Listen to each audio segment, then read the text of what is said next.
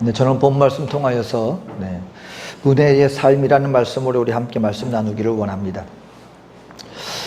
여러분, 우리가 이 땅을 살아나가는 여러 가지 삶의 모습이 있지만 성경은 두 가지 모습을 우리에게 보여주고 또 우리 믿는 성도들에게 요구되어지는, 또 믿는 성도들이 살아나가야 할 삶의 자세에 대해서 얘기를 해주고 있습니다. 그것은 뭐냐면 은혜의 삶이 있고 율법의 삶이 있다. 은혜의 삶이 있고 율법의 삶이 이 땅 가운데 존재하며 믿는 하나님의 백성들에게 요구하는 삶은 바로 은혜를 베푸는 삶, 은혜 입은 자일 뿐만 아니라 은혜로서 우리가 이웃들을 대하는 삶을 살아나가라라고 요구를 하고 있습니다. 우리가 잘 아는 베니스의 상인이라는 우리 그런 소설을 우리가 잘 알고 있습니다. 그러니까 여러분, 여기에서 보여주는 것은 궁극적으로 이 은혜의 삶과 이 율법의 삶의 대조적인 모습을 이 베니스의 상인이라는 이 소설을 통하여 우리에게 보여주고 있습니다. 두 친구가 있었습니다. 바사니오라고 하는 친구가 있고 안토니오라고 하는 친구가 있는데, 안토니오라고 하는 친구는 사업을 하여서 어느 정도 좀 부유한데, 이 바사니오라고 하는 이 친구가 이제 장가를 가야 되는데 자기 사랑하는 약혼자에게 청혼도 하고 이 결혼식을 올려야 되는데 굉장히 좀 부족했어요. 자금이 없었습니다. 그래서 자기 아주 절친한 친구 안토니오에게 사정을 얘기하는데, 마침 이 안토니오라는 친구가 사업을 하면서 그 많은 자금을 이 물건을 싣는 그 배에다가 이제 실어 보내서 그 배가 돌아와야만 이제 본인이 자금이 본인에게 들어와서 이렇게 나눠주고 할 수 있을 것 같은데, 지금 현재로서는 당장에 자기 친구에게 빌려줄 돈이 없는 거예요. 그러니까 이제 자기가 사업차 보낸 물품을 보낸 배가 장사를 잘해서 돌아오면 자금이 생기니까 그 짧은 기간 동안에 이제 대출을 한 것이죠. 바로 그것이 이 샤일록이라고 하는 유대인 고리 사채업자를 찾아가는 것입니다.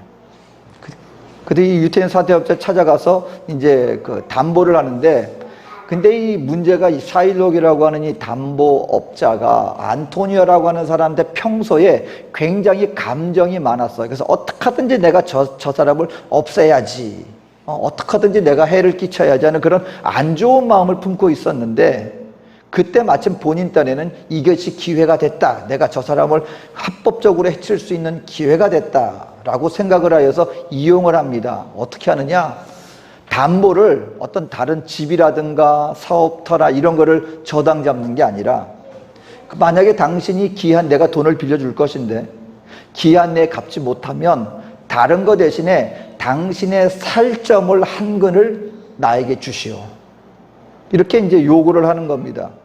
그러니까 여러분, 오늘날 같으면 수술해가지고 살 조금 드러내는 것이라고 생각하기 쉬울지 모르지만, 그때 당시에 살점을 한 근을 드러낸다는 것은, 이것은 목숨을 부지하기 힘들 정도의 아주 무리한 요구였습니다. 그러니까 돈을 빌려주긴 주는데 그거 빌려주는 대신 못 갚으면 당신 목숨을 내가 취하겠소 라고까지 하기에는 무리가 있으니까, 그럼 어떻게 하면 이 사람을 내가 해칠 수 있을까? 목숨을 나에게 주시오라고는 못하지만 살점을 한 근 나에게 주시오 그러면 그 사람이 살지 못할 것을 알기 때문에 이런 무리한 요구를 했던 것이죠. 근데 안토니오라는 친구가 이 얼마 안 있으면 자기도 이제 곧 사업 자금이 들어오고 하니까 그거 뭐 별 걱정 없겠지 하고 그것을 수락을 하고 계약을 맺은 것입니다. 돈을 일정 부분 빌리고 이걸 자기 친구 바사니오에게 주고 결혼을 하게 만들고, 또 본인은 그 샤일록이라는 사람한테 일정 기간 본인의 자금이, 사업 자금이 들어오면 그걸 갚는 것으로 해서 계약을 맺었습니다. 합법적으로. 근데 문제가 생긴 것이죠. 그 사업을 하러 보냈던 그 배가 침몰되는 바람에 이제 자금을 마련하지 못하게 된 거예요. 그러니까 이제 그것이 그 도시에서 이제 아주 기삿거리가 된 것이죠.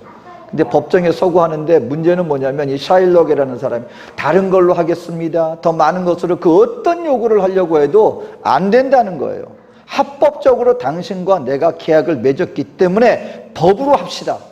당신은 나에게 당신의 살을 한 점을 나에게 내주면 그걸로 우리 계약은 성립되는 것입니다. 절대로 다른 요구를 들어주지 않습니다. 그럴 때 이제 등장하는 것이 무엇입니까? 재판관이 판결을 내리죠. 그 전에 이제 친구는 이제 죽었다 그러고 서로 슬퍼하고 아주 그냥 그러고 있는데, 그때 재판관이 맞습니다. 법대로 합시다. 당신 말이 맞습니다. 샤일록 당신 말대로 하겠습니다. 그 재판 판결을 어떻게 내립니까?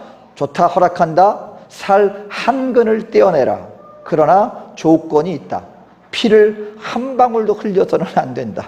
계약서에는 피를 흘린다는 말은 없지 않느냐. 그러니까 판결을 내린다. 살을 한 점 도려내야만 한다. 그 대신 피는 한 방울도 흘러내리면 안 된다. 그러니까는 아이고 샤일록이 보니까 아니 어떻게 피를 흘리지 않고 살을 도려냅니까? 안 되는 거거든요. 아니 그럼 없는 것으로 하겠습니다. 그때 재판관이 말합니다. 안 된다. 해야만 한다는 거예요. 왜냐하면 법대로 해야 되기 때문에.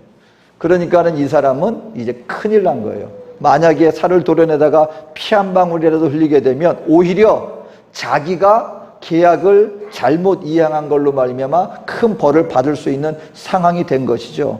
그러니까 나중에 어떻게 됩니까? 돈은 돈대로 돌려받지 못하고, 원금은. 그리고 나중에 살은 살점대로 자기가 계획한 대로 상대방을 해치지도 못하고. 근데 그때 그 재판관이 누구였는가?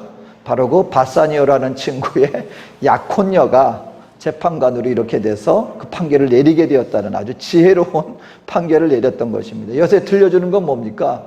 율법대로 합시다 하는 것이 결코 모든 것을 정의를 구현하는 것만이 아니라는 것입니다. 율법대로 한다는 것은 자칫하면 상대방뿐만 아니라 자기 자신에게도 결코 득이 되지 못하는 그런 삶의 방식이다라는 것을 깨우쳐주고 있다라는 것입니다. 그렇기 때문에 성경은 우리 믿는 하나님의 백성들에게 어떤 삶의 자세를 요구합니까? 율법대로 살아나가는 것이 아니라 은혜 입은 자로서 은혜를 베푸는 자의 삶을 마땅히 살아나가는 것이 믿는 하나님의 백성으로서 마땅한 삶이다라고 이렇게 얘기를 해주고 있는 것입니다.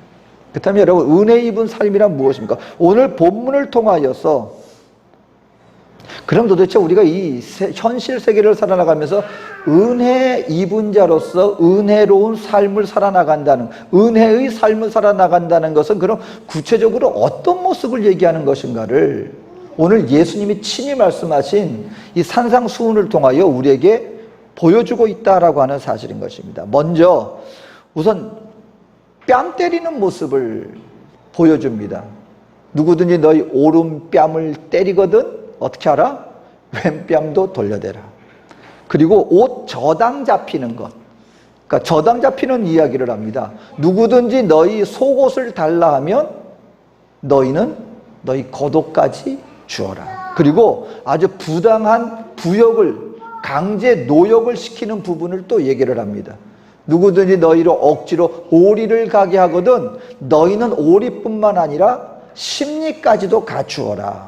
이런 몇 가지 실제 그때 유대 이스라엘 삶에서 주변에서 현실에서 보여줄 수 있는 모습들을 보여주면서 이런 상황에서 너희는 이런 식으로 대하고 행동해라 라는 것을 구체적으로 말씀해 주고 있습니다. 그럼 도대체 이 뺨 때리는 모습, 옷을 저당 잡히는 이런 모습, 그리고 억지로 오리를 가는 이런 모습들을 통하여 우리에게 들려주는 모습은 어떤 것입니까? 첫 번째로 이 모습을 통하여 예수님이 하시고자 하는 말씀은 먼저 너희가 어떤 부당한 일을 대했을 때 그것에 대해서 복수하려는 마음가짐으로 살아가지 말아라.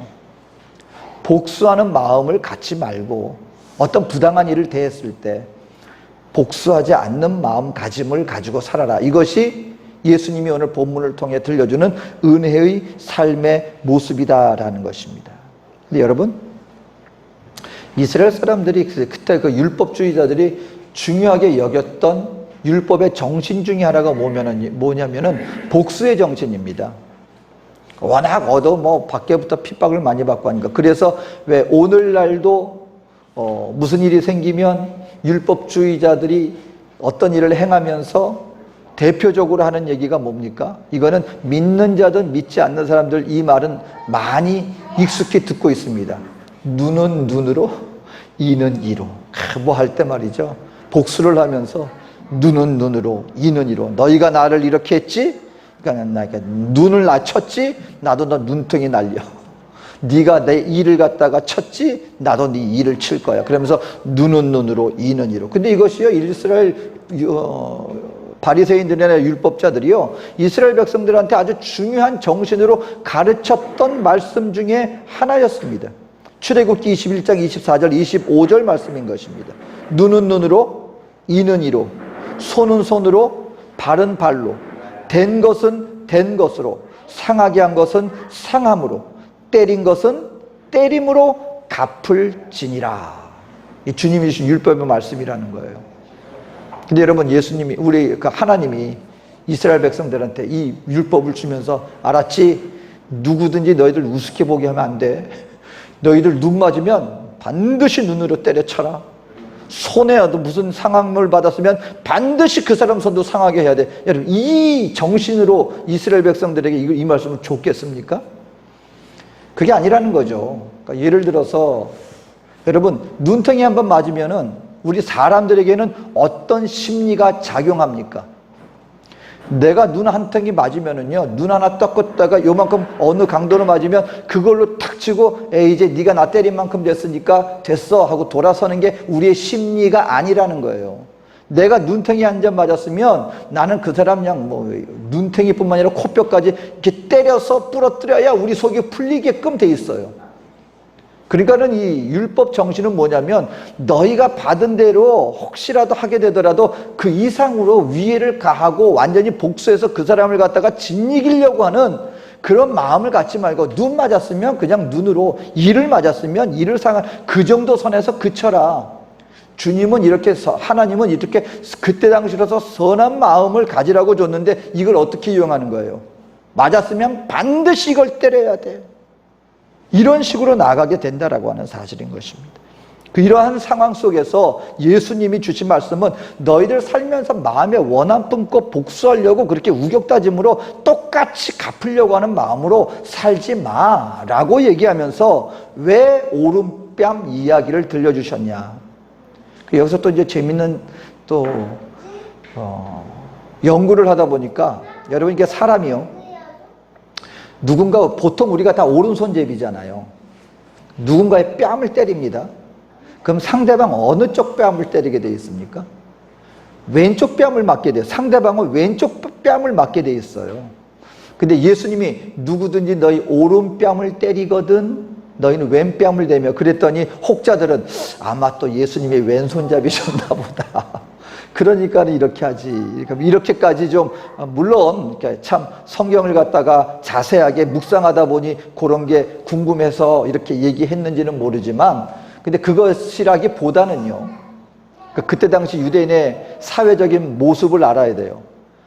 여러분, 이게 사람이 뺨으로 남자들끼리 싸우면서 제일 좀 자존심 상하는 것 중에 하나가 뭐냐면 뺨을 맞는 겁니다. 주먹으로 맞는 건 그래도 푸닥거리 한다고 해요. 근데 상대방을 무시하고 멸시하고 자존심 상하게 할 때 뺨을 탁 때리는 겁니다. 근데 그것보다 더 심한 굴욕이 있어요.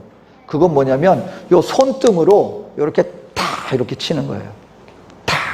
이게 사실 아픈 거의 강도로 치자면 그렇게 세진 않겠죠? 근데 손등으로 이렇게 탁 치는가 보면 상대방이 아주 멸시감을 넣는 겁니다. 자존감을 상하게 하는 겁니다. 근데 유대인 사회에도 그게 있었어요. 예수님이 말씀하시는 이 오른뺨을 때렸다는 것은 누군가로부터 상대에게 멸시와 굴욕감을 받는데, 그 정도가 어느 정도로? 오른뺨을 맞을 정도로, 손등으로 탁 하는 아주 그 정도의 멸시를 받았을 때라도 너희는 분해하지 말고 왼뺨을 돌려대는, 여기도 치십시오 라고 할 정도로, 그렇게 상대방의 어떤 굴욕감에 대해서 원수를 갚으려고 하지 말고 그렇게 모든 것을 이렇게 좀 넓은 아량으로 품는 마음으로 나가라. 복수를 하려고 아주 달려드는 그런 마음가짐을 가지지 말아라. 그러니까 이 말을 들을 때 그때 당시 청중들은, 아니 그렇게까지 그런 굴욕을 당하는데? 라고 아주 심하게 들린 말일 수도 있겠죠. 근데 여러분, 이 율법주의자들은 이걸 또 어떻게 이용을 하느냐. 누구든지 너희 오른뺨을 떼거든 왼뺨을 돌려대라. 그럼 이걸 갖다가 율법적으로 딱 정하는 거예요. 거기까지는 봐줄 수 있다는 거지. 오른뺨을 치면 왼뺨까지는 봐준다는 거지. 그래서 어떤 사람들이 있었느냐면 오른뺨을 딱 때리면은 빨리 자기 왼뺨을 때리도록 막 약 올립니다, 오히려. 그럼 상대방이 왼뺨을 또 치잖아요? 또 막 약 올려서 세 번째까지 치게 만들어요. 내가 오른쪽하고 왼편까지는 참았다. 세 번째는 너 죽이는 거야. 그러니까 이런 식으로 문자 그대로 그걸 갖다가 요거까지만 하면은 율법적으로 만들게 되면 이걸 얼마든지 뭐 할 수 있다는 거예요.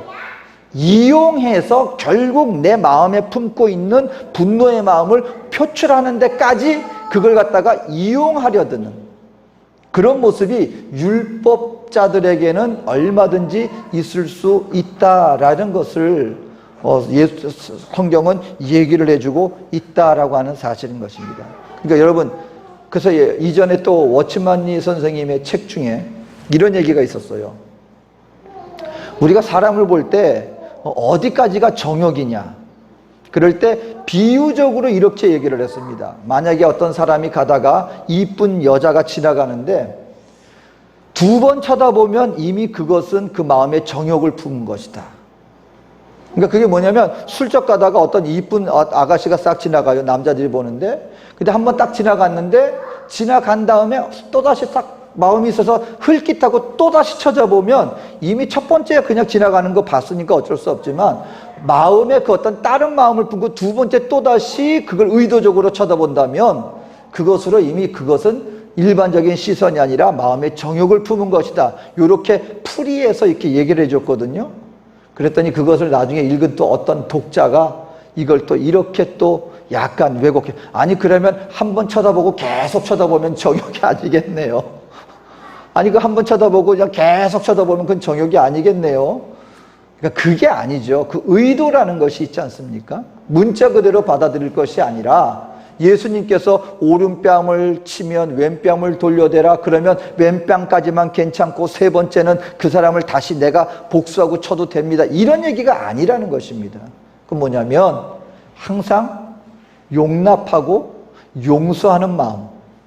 내가 그 사람이 당한 만큼 내가 돌려줘야지 그걸 품지 않는 마음 자세로 살아가라. 이제 그걸 얘기를 해주고 있는 것이죠. 그러니까 여러분께 삶에 대해서 누군가에 대해서 내가 어떤 부당한 일을 당했을 때 그것처럼 왼뺨을 돌려대는 것처럼 복수하는 마음을 갖고 팔지 말아라. 그 불의에 대해서도 복수하지 말라는 거예요. 불의에 대해서도. 그때 당시 이스라엘 사람들은 속옷과 겉옷 얘기가 나옵니다. 여러분, 전당포에 뭔가를 맡길 때 전당포에서 절대로 겉옷을 맡으려고 하지 않습니다. 속옷만을 맡으려고 합니다. 이유는 뭐냐면 겉옷을 전당을 혹시 내가 돈을 빌리면서 내가 이 겉옷을 내가 담보로 맡기겠습니다 하게 될 때 어떤 불편이 따르게 되냐면 전당포 주인은 오전부터 오후까지는 전당포 그 겉옷을 맡았다가 저녁이 되면 다시 돌려줘야 돼요. 왜냐면 저녁에 그 사람이 겉옷이 없으면 살 수가 없습니다. 아주 저녁에 추위 때문에. 그러니까는 옷, 의복의 이상의 의미를 갖고 있는 게 겉옷이에요. 그러니까 전당포 입장에서는 어떤 거예요? 겉옷은 할 수 있으면 담보로 맞지 않으려고 그래요. 그냥 항상 속옷만 저당 잡습니다. 그런데 바로 이러한 불의에 대해서 혹시 누군가 너희 속옷을 달라 그러느냐? 그러면 너희 그 누구도 받지 않는 또 주어서는 안 되는 겉옷까지라도 너는 주는 마음 자세를 취해라. 이런 얘기를 예수님께서 말씀해 주시는 것이고요. 그 다음에 오리를 가려고 하던 누구든지 십리까지 가져라. 이 얘기는 뭐냐면 오늘날로는 우리가 이해가 안 돼요. 근데 그때 당시는 로마한테 식민지 상태였죠. 그러니까 로마에서 식민지국에다가 어떤 의무를 부여했냐면 식민지 국민들은 로마 군병들이 누구에게 요구를 하든지 2kg까지는 요구하는 짐을 들고 함께 동행해 주어야 할 의무가 있었습니다. 그게 오리예요. 그러니까 이 로마 군인들이 가다가 자기들이 물건을 가질 것들도 있는데 자기 군인 수가 부족하단 말이에요. 그러면 지나가는 사람 아무나 자기네 식민지 사람 붙잡아가지고 당신 이리 오시오. 이 짐을 들고 우리하고 같이 갑시다. 그러면은 같이 가줘야 할 의무가 있는 거예요. 그랬기 때문에 예수님 십자가 지실 때도 구레네 시몬한테 당신 와서 이거 같이 져 할 때 아니 내가 왜 집니까? 나는 죄인도 아닌데 이걸 할 수 없었던 이유는 로마 군인이 그때 당시에 그 식민지 사람들이 가지고 있는 2kg까지는 어떤 요구라도 같이 들어줘야 한다는 의무가 있었기 때문에 주저하지 않고 아무나 불러서 예수님의 십자가를 대신 지고 가게 만들었던 것입니다. 근데 어떤 일이 벌어지느냐? 예를 들어서 진영이 다가와요. 근데 한 2kg가 다가왔습니다. 100m가 남았어요. 그러면은 2km까지 내가 왔으니까 여기까지가 내 의무 다한 겁니다 하고 그 자리에 딱 놓고 갈 수 있다는 거예요. 왜냐하면 의무는 2km까지니까. 근데 예수님이 하시는 말씀은 뭐냐면 혹시 그렇게 부당한 일이죠. 단순히 식민지 살았다고 해서 아무한테나 그런 일을 요구하는 것이 분명히 잘못된 일이죠. 우리가 사회에서 살다 보면은 여러분 잘못된 일 당할 경우가 없지 않지 않습니까? 소위 말하는 갑질 당할 때도 많잖아요. 우리 사회에서 가장 문제되는 것이 소위 좀 있어 보이고 또 힘 있어 보이는 사람들이 그냥 일반 사람들한테 본인들이 요구할 수 없는 것들을 요구하는 그런 것들을 본단 말입니다. 그럴 때 믿는 성도들은 어떻게 되느냐? 이건 부당합니다. 여기까지가 그것이고 여기까지가 법이 한정하는 거니까 나는 한치도 나는 양보할 수 없습니다. 이렇게 할 것이 아니라 누군가 너에게 억지로 오리를 가지 않느냐? 그러면 심리까지라도 가져라. 포용하는 마음, 용납하는 마음, 그리고 내 입장으로서만 바라보는 것이 아니라 여러분 내 입장으로만 바라보면 그거 절대로 용납 못합니다. 그런데 상대방을 바라보는 바로 그와 같은 마음가짐으로 배려하는 모습, 용서하는 모습, 용납하는 마음으로 그렇게 가도록 하여라 라고 말씀을 해주고 있다라는 것입니다. 이것을 한마디로 어떤 마음 자세예요? 내가 받은 대로 돌려주고자 하는 복수하는 마음으로 살지 말아라. 이것이 은혜의 삶이다 라고 말씀을 해주고 있는 것입니다. 그러면 두 번째는 무엇입니까? 은혜의 삶이라는 것은 원수를 사랑하는 마음, 그것이 바로 은혜의 삶이다 라고 말씀을 해주고 있습니다. 그러니까 여기서 우리 고민은 이거예요. 그러면 우리가 원수, 정말 여러분 우리 살다 보면 원수 없는 사람이 과연 있을까요? 내가 누군가를 해하고 또 누군가가 나를 해하고 하는데 의도적으로 우리가 서로 원수가 되고 적국에 살기 때문이 아니라 살다가 보면 여러분 참 관계라는 게 이게 거듭 말씀드리지만 이게 그 1 더하기 1 이것처럼 이렇게 딱 공식적으로 뭐가 나눠지고 원인이 있기 때문에 어떤 일이 벌어지는 게 아니에요. 사람의 관계라는 게 굉장히 복잡하면서도 미묘합니다. 저는 이 관계에 있어서 제가 참 그 깨달음을 얻었던 예화 중에 하나가 그 50년 결혼 기념일을 맞았던 그 노부부 이야기예요. 원수가 꼭 누구를 미워하기 때문에 원수가 되는 게 아니라는 거예요. 입장이 다르기 때문에, 상황이 다르고 성격이 다르기 때문에 희한하게 그것이 갈등을 일으키는 요소가 될 수 있다는 것. 50년 결혼 기념일날 그 수많은 자녀들과 함께 결혼 기념잔치를 아주 기쁘게 치르고 이제 저녁이 돼서 기쁜 마음으로 두 노부부가 들어왔어요. 그리고 남편 할아버지가 자기 아내한테 어느 때처럼 그 빵 조각 중에서 제일 끄트머리에 있는 그 딱딱한 부분을 잘라가지고 아내한테 탁 해서 건네줬어요.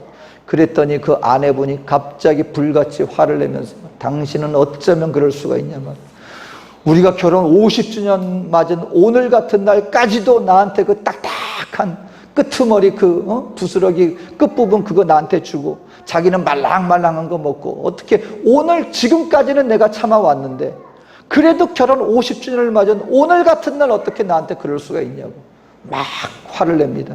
근데 그때 그 남편분이 하는 얘기가 눈이 땡그레져서 아니 여보 그거는 내가 제일 좋아하는 부분이었어.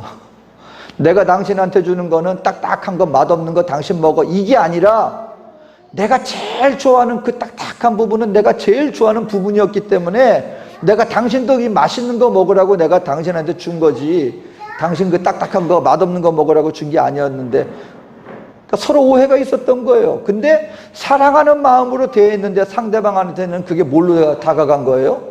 여러분, 그 평생 동안에 얼마나 마음에 응어리가 적겠습니까? 근데 남편은 못됐게 한 게 아니에요. 자기 딴에는 좋은 마음을 표현하려고 했는데 그게 상대방한테 상처가 됐어요. 이런 일이 여러분, 같은 부부에게서도 일어날 수 있다면 나와 전혀 다른 상대방에게 내가 그냥 의미 없이 내 딴엔 호의라고 베풀었는데 상대방이 그것을 오해해가지고 이 사람이 왜 나한테 이렇게 대하지? 여러분, 그런 식으로 얼마나 많은 오해와 갈등이 빚어질 수가 있겠냐는 것입니다. 원수가 없는 사람이 있겠습니까? 또 실제로 살다 보면은요, 그 어떤 일로 말미암아 감정이 남아서 정말로 내가 저 사람은 정말 잘못됐으면 하는 마음을 가지고 살아나가는 것이 우리 현실이에요. 근데 성경은 말합니다. 원수를 사랑하라. 이거 우리가 어떻게 이걸 하겠습니까? 그런데 우리 한 가지 알아야 됩니다. 여러분, 여기서 원수를 사랑하라는 사랑하라는 이 말씀은요, 우리 마음속에 감정적으로 그 사람을 사랑해야 된다, 또는 그 원수된 그 사람하고 우리가 아주 친구가 되어야 된다, 그런 의미로만은 적용되는 것이 아니라 오늘 성경이 말씀하시는 것은 무엇이냐면, 이건 어찌 보면은 우리의 의무적인 모습을 보여주고 있습니다. 행동적으로, 의무적으로 내 마음으로 그 사람에 대해서 여전히 껄끄러워요. 도저히 그 사람을 내가 용납하기도 힘들고 함께 친구로서 화목해지는 거 정말 쉽지 않아요. 하지만 그러할 때 우리가 행위적으로 그 사람에게 해를 가하거나 그 사람을 의도적으로 잘못되게 하려는 행위를 그쳐버리고 우리의 행위적으로 어떤 행위를 보여주라는 것입니까? 용납하고 위하는 모습을 주님의 말씀에 순종함으로 그러한 모습들을 보일 수 있어야 한다는 것입니다. 비록 우리 마음속에는 아직도 상처가 있고 완전히 용납하지는 못한다 할지라도 우리의 행위적으로는 그 사람을 용서하는 모습으로서 다가가야 한다는 것입니다. 오늘 본문 48절에 그러므로 하늘에 계신 너희 아버지의 온전하심과 같이 너희도 온전하라. 여기서 온전하라는 말은요, 완전하라는 말이 아니에요. 우리는 하나님처럼 완전할 수 없습니다. 여기에서 온전하라는 말은요, 오히려 성숙해져 나가야 한다는 거예요. 성숙해져 나가야 한다. 어린아이들은 못하지만, 여러분 그렇지 않습니까? 어린아이들은 조금만 어려워도 그거 못 견뎌해요. 하지만 어른이 되면 어느 정도 뭐가 가능합니까? 절제라는 게 가능해져요. 절제라는 게. 그것이 성숙의 어떤 또 하나의 척도가 될 수도 있는 겁니다. 그래서 주님이 말씀하시는 것은 원수를 사랑하라. 이것은 우리 마음으로 완전히 미움을 제거해버리고 마음으로 그 사람을 감정적으로도 사랑해야 되고 이런 의미라기보다는 우리 행위적으로 그를 용납하고 용서하고 품는 그런 행위로서 나가서 우리가 주님 안에 성숙한 백성 되었음을 나타내야 한다라는 것을 말씀하고 있다는 것입니다. 2006년 10월 2일에요. 펜실베니아 니켈마인스라는 조그만 마을에, 여러분 우리가 그 아미스라고 하는 공동체 아시죠? 그 아미스라고 하는 남침내교에 속했던 사람들인데 완전히 종교적인 신앙 공동체를 이루고 있는, 그래서 현재까지도 현대 문명하고 완전히 떨어져서 그들은 그 현대 문명을 멀리한 채 그런 신앙 공동체를 하고 있는 아미스라는 곳에 한 사람이 자기의 삶에 어떤 그 불만을 품고 그 어린 아이들이 있는 아미스 공동체에서 그래서 운영하는 학교에 들어가서 6살부터 13살까지 한 반에서 공부하고 있는, 그것도 소녀 아이들만 있는 곳에 가서 총기를 난사해서 13명 이상이 죽었습니다.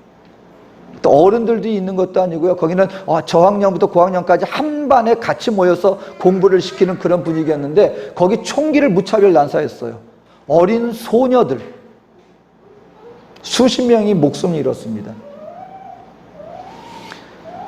사회적으로 난리가 났어요.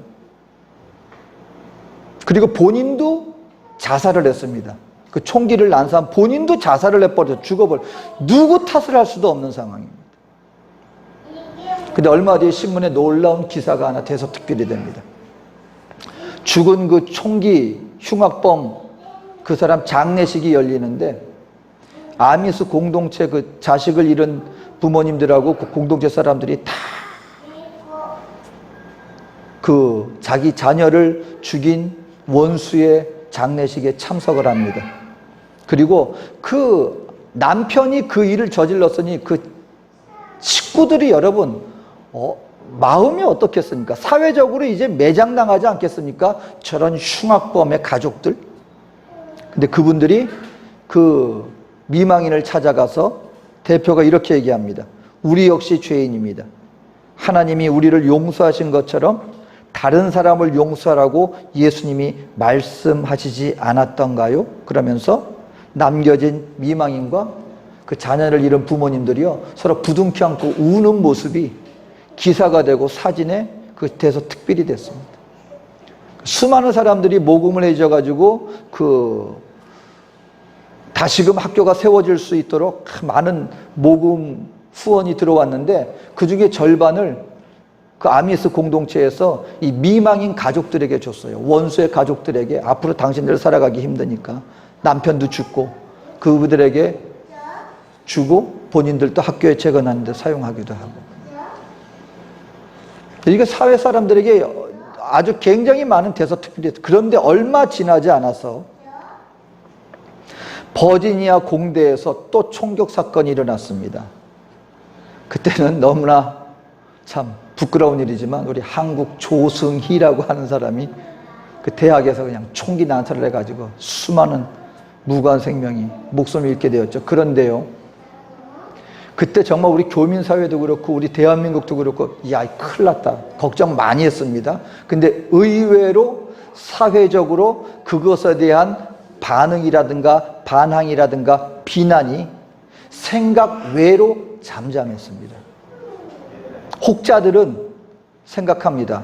이전에 있었던 이 아밋이 이 사람들이 보여주었던 그 포용과 용서의 그 모습이 어쩌면 미국 전역 모든 사람들에게 마음에 그것이 교훈이 되었을지도 모르고, 그리고 그와 같은 동일한 일이 벌어졌을 때 그들 역시 사회적으로 어느 정도 미움과 그리고 어떤 증오의 마음보다는 용서의 모습으로 포용하는 모습을 어쩌면 사회에서 배운 것일지도 모르겠다.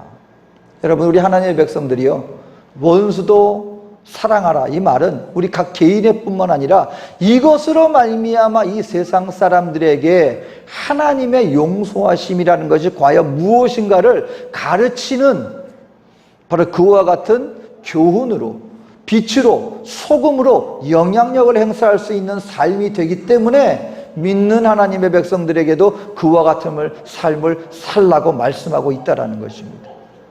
여러분, 오늘날 가만 보세요. 오늘날 이 사회의 가장 큰 문제가 무엇인 것 같습니까?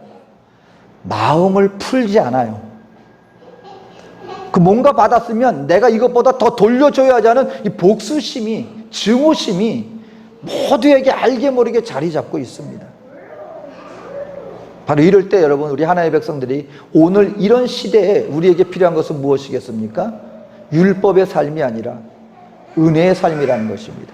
복수하지 않는 삶, 원수까지라도 사랑하는 마음.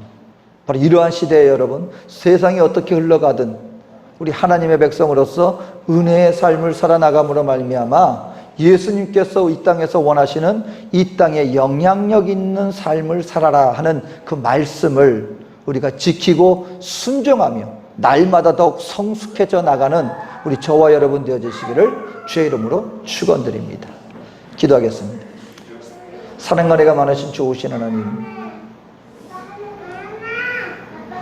극단적인 개인주의로 치우쳐 정말 어두워져 가고 메마른 심령으로 살아나가고 있는 지금 이 사회 현실 속에서 은혜 입은 자로서 은혜를 베푸는 자의 삶을 살아나감으로 말미암아 있는 그곳에서 예수님의 사람을 증거하며 주님 예수 안에서 빛으로 소금으로서 하나님의 나라의 백성으로서의 넉넉한 삶을 모두에게 증거하며 나갈 수 있는 우리 모두가 되게 하여 주시옵소서.